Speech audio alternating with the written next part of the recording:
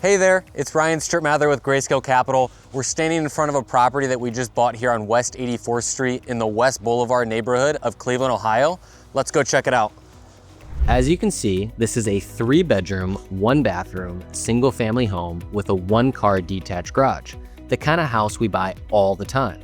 It has good bones, but like many properties we purchase, it needs some work. The roof, windows, and driveway all need to be replaced, and the inside needs a full cosmetic refresh. Kitchen, bathroom, flooring, paint, all of it. But some of the major systems have been updated over the years, including the furnace, hot water tank, electrical, and siding. But what makes this deal special isn't the house, it's the story behind it. The seller, Sandy, had lived in this home for over 30 years. After her husband passed away about a decade ago, the house started to slip into disrepair. Between raising 2 kids on her own and navigating a new chapter of life, keeping up with maintenance understandably took a back seat. Then recently, Sandy remarried. She and her husband, Tony, had just tied the knot a year ago, and now that her kids were fully grown and out of the house, she was ready for a fresh start, to move in with Tony and close the chapter on this home. She had received one of our postcards in the mail and gave us a call back on October 11th, 2024. From the first conversation, she opened up about everything: her journey, the home's condition, and her concerns. She was actually a little embarrassed by how the house looked inside and didn't want me to come see until she felt it was more presentable.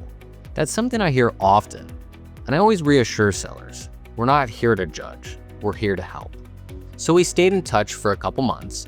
During that time, she was also talking to other local investors and a few realtors, just weighing her options, as she should. Then in mid-December, she reached back out and said she was ready for me to come take a look.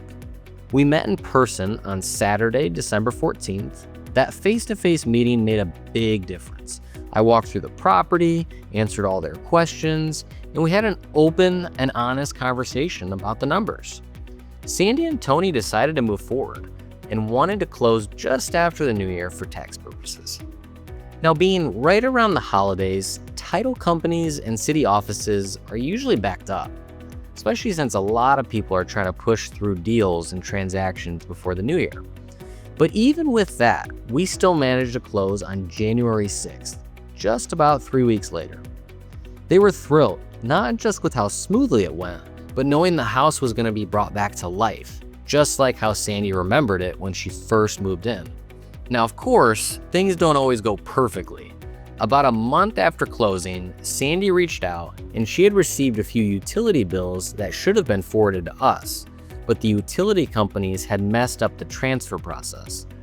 Now, we had no obligation, but as always, we cut her a check for $300 to cover those utility bills.